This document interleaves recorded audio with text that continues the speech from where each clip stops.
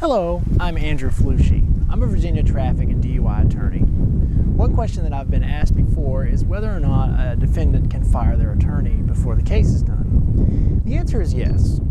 And where this comes up sometimes is people who go into court initially and get appointed a court-appointed attorney or public defender and decide later on that they'd like to hire their own attorney.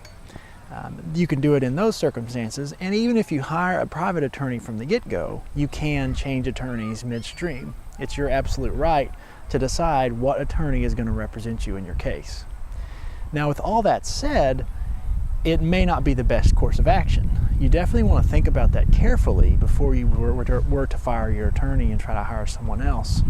For one, the attorney that's been started on your case already is going to have some background knowledge and have put some time into it.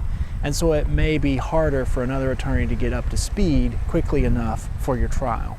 So it could kind of set your case back a little bit. And secondly, sometimes issues with between an attorney and their client, it kind of boils down to communication in a lot of cases. So if you're not happy with your attorneys, maybe not returning your phone calls or not emailing you promptly, it might be something you could discuss with them and resolve instead of firing them. Now, I'm not saying it will work in every case, and in some cases you may really need to change your attorney. But I definitely would encourage you to think about that carefully and talk to them before you were to change attorneys, because it might set your case back.